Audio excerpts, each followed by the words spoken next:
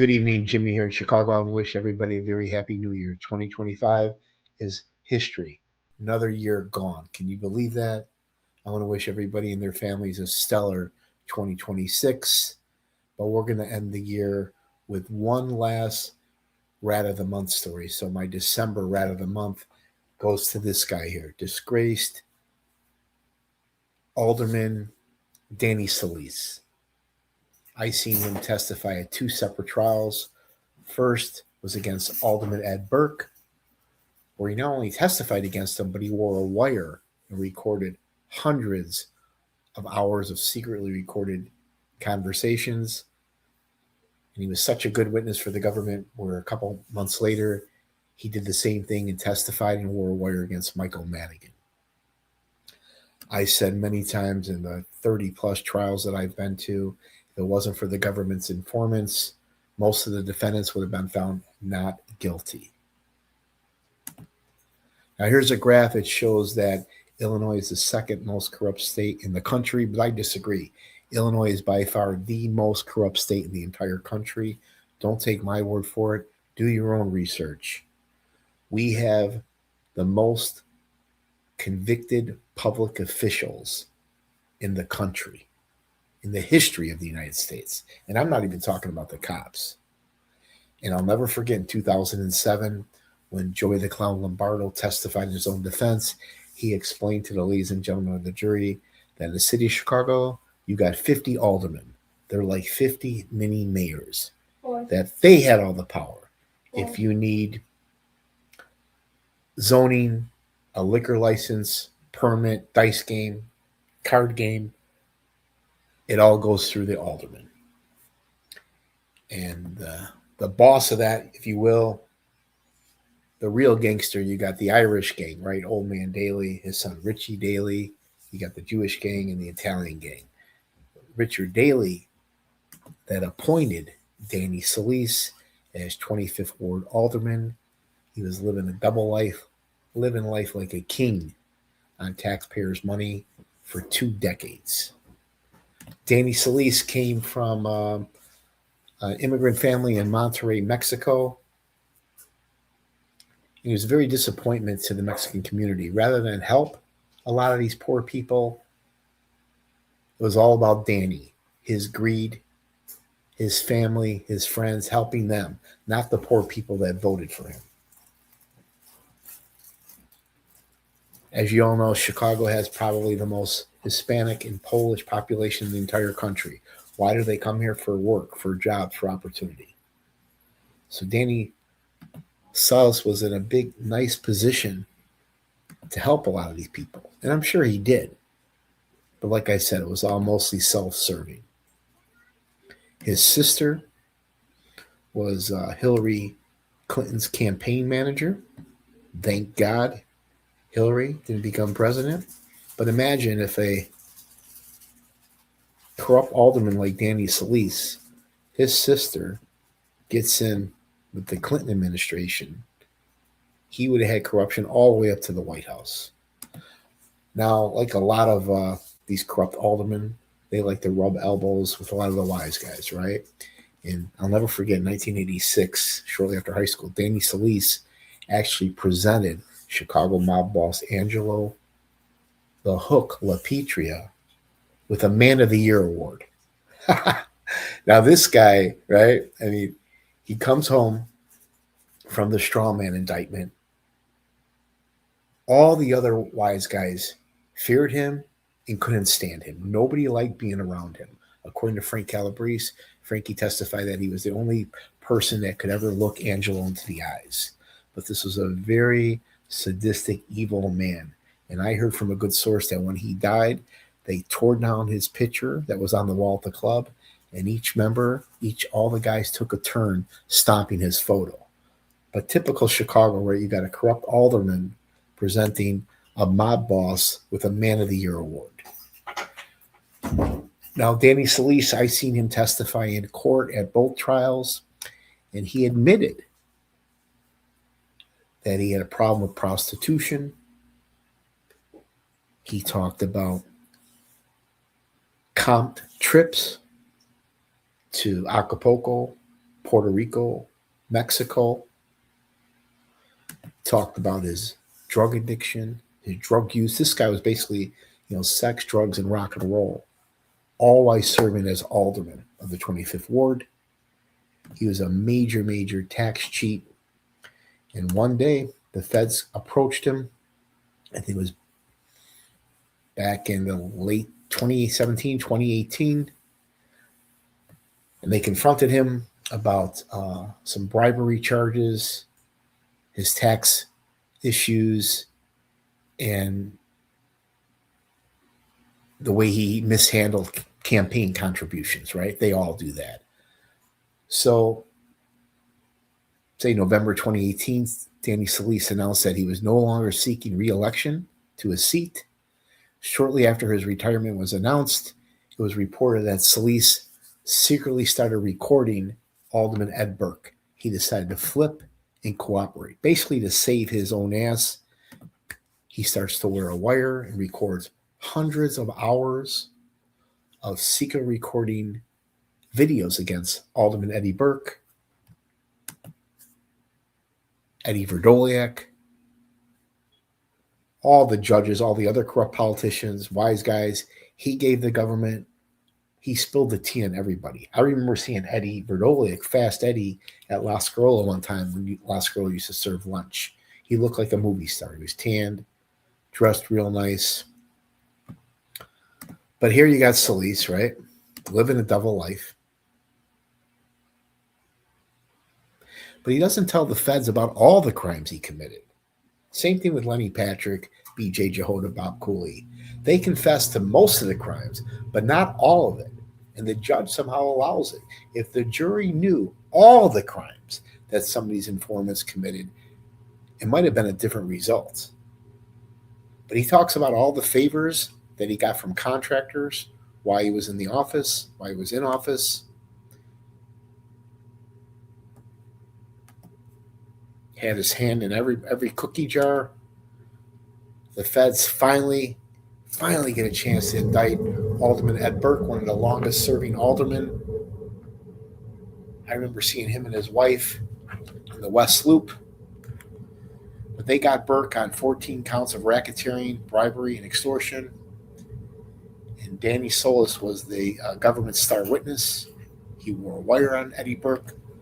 There's Eddie Burke with top criminal defense attorney Chris Gear. Now, Chris Gear was a young prosecutor that prosecuted Mario Ranone, Nick Gio, Lenny Patrick, James Lavelli, and Gus Alex. So years ago, he puts away Gus Alex, and now he's a top criminal defense attorney. But he went after Danny Solis, got him to admit that he lied, got him to admit about his prostitution habits, got him to admit about his drug use, got him to admit about all the VIP treatment that he got, all the paid vacations, pretty much tore him to shreds. Eddie Burke's wife, who's a judge, she sat in court every single day, front row. And the main charge was that it's weird because in Illinois, we're the only state that allows, if you're an alderman, you could still operate your own law firm. So it's basically a license to steal. So any whale, if you will, any big contractor or developer that wanted to do business with the city of Chicago through corrupt aldermen, guys like Danny Solis, in order to get to Alderman Ed Burke, if they wanted the zoning and the permits to go smoothly, Eddie Burke was offering them their law services, his tax law services. So if you give me your tax business, then everything will go smoothly. However, for some of the whales and developers that didn't give Burke the tax business, then obviously they would have issues with the zoning and permits. So that's the strong arming that the government was able to prove. They talked about the Field Museum, where basically it was like pay to play. Eddie Burke was trying to get a relative of his a position as an intern at the Field Museum. Danny Solis talked about helping that move smoothly. They also talked about a massive multi-million dollar new United States Post Office going up there off of Congress 290. This was a massive project, and Eddie Burke, Danny Solis definitely had their hands in the cookie jar there. Eddie Burke was looking for all the tax business in exchange for permits and zoning. A co-defendant of Eddie Burke's, one of his lifelong friends, a guy named Peter Andrews. Peter Andrews. He was basically Eddie Burke's right-hand man, right there on the southwest side. Another co-defendant was Charles Chu.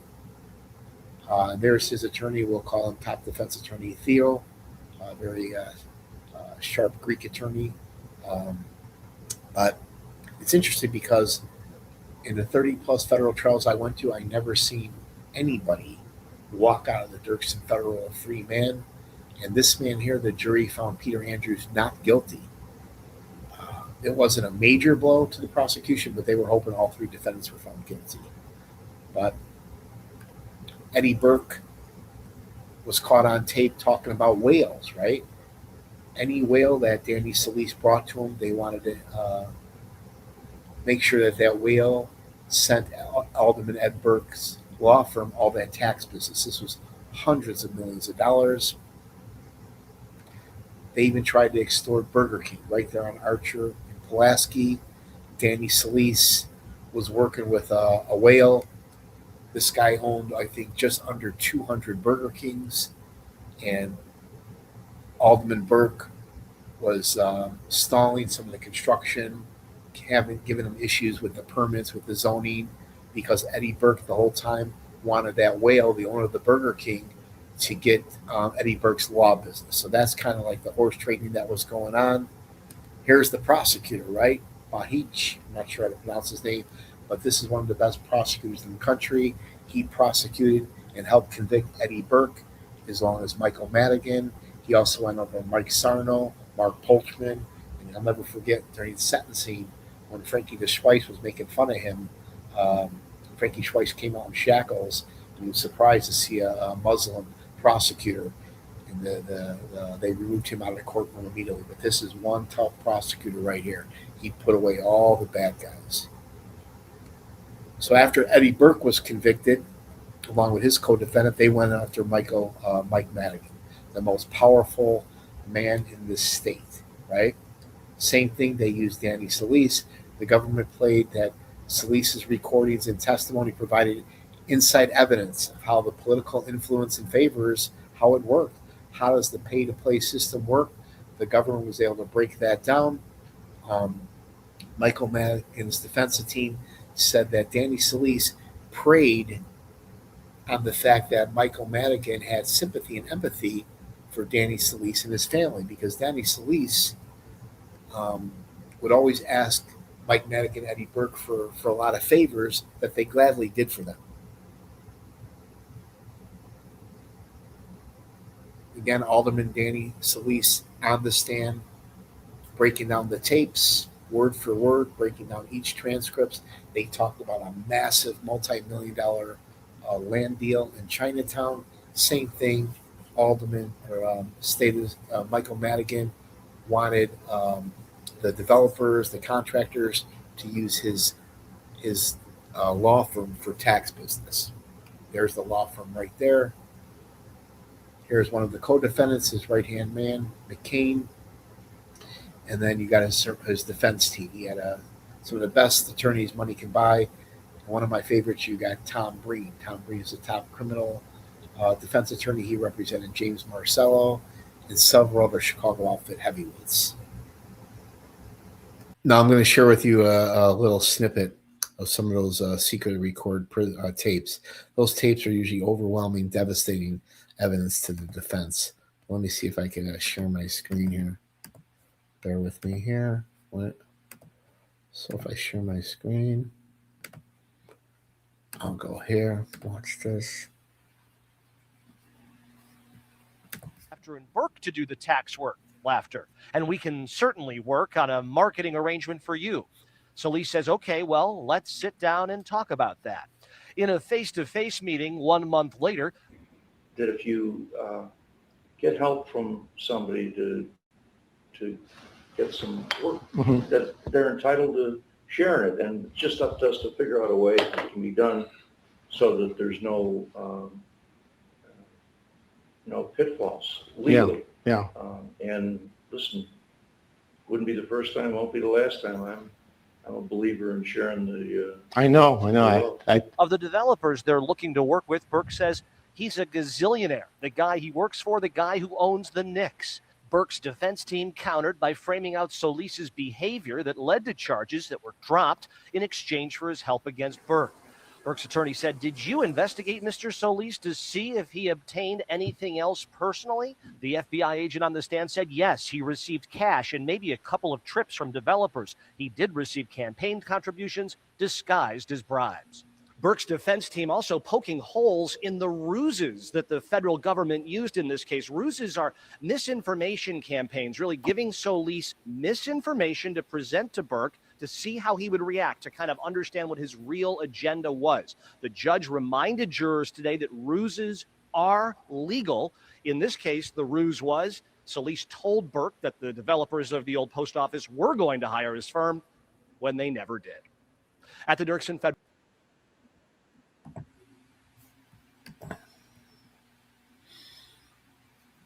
Now, how is that legal, right? The federal judge allows the FBI, the government, to coach Danny Solis to lie to see what Burke and Mike Madigan's reactions were.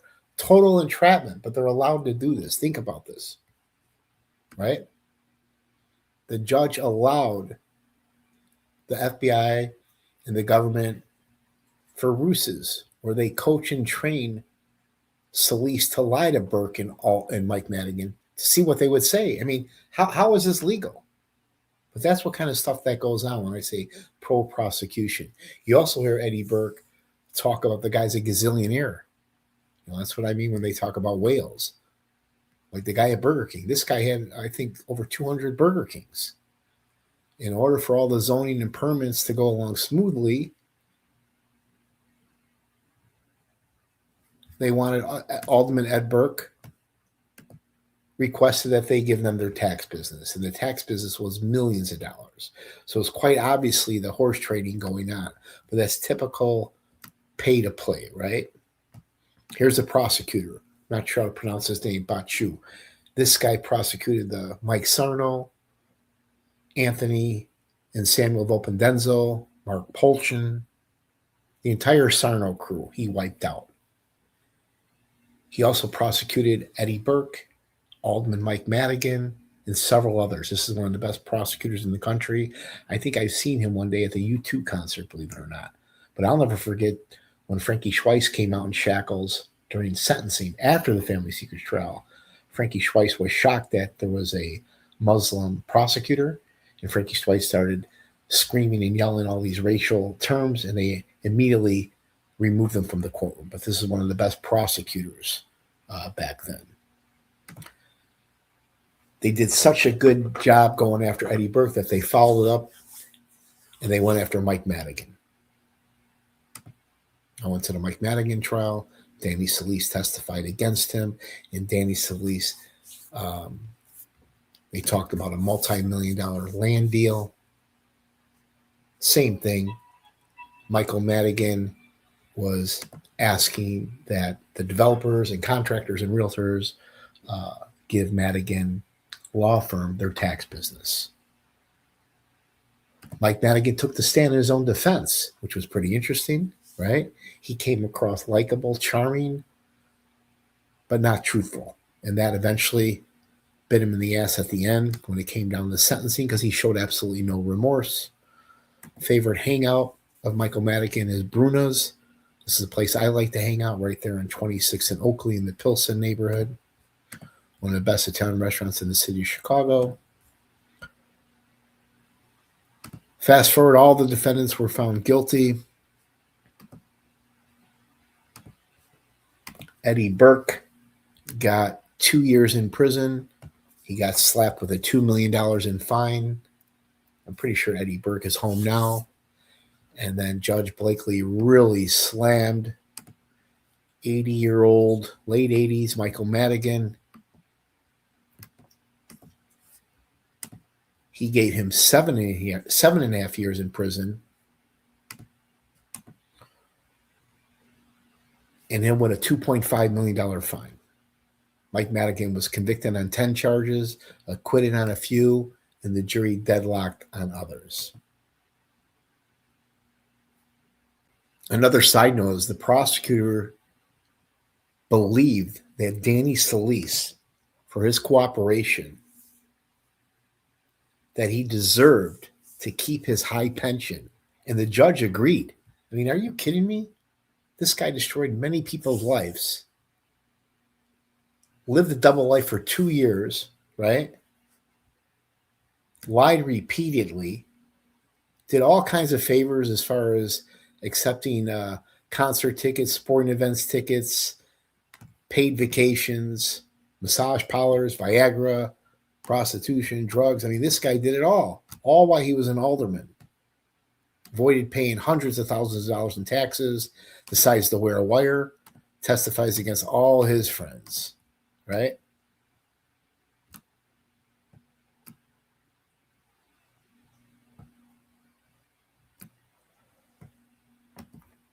Well, Mr. Solis, I hope you can sleep at night. I hope you apologize, show some remorse, and maybe pay back all the money that you stole, and apologize to Eddie Burke and Mike Madigan's families, because you definitely benefited from it by his cooperation, right? Eddie Burke and Mike Madigan did all kinds of favors for Danny Solis and his family, and that's how Danny Solis decides to pay him back. And can imagine all kinds of police favors that corrupt politicians do, right? One hand washes the other. And in my opinion, you got a lot of street snitches out there, guys that get pinched. They don't want to go to jail. They're broke. So they get weekly payouts by cops. Here's a guy, takes a pinch, gets caught with firearms, ammunition, and grenades in his house. And yet there's no arrest, no court proceeding. In my opinion, he's a street snitch. We'll call this guy Tony Romo. If you guys like my Chicago mob trial stories, hit the like button, subscribe, share with your friends. Danny Solis, corrupt, disgraced alderman of the 25th Ward, lived like a king, decided to wear a wire and testify against Alderman Ed Burke, McLean, and Michael Madigan. Everybody have a safe and happy holiday. Happy New Year. And for you haters out there, grab the old lady, put out the cigarette, and go take her out drinking, will you? Happy New Year, guys.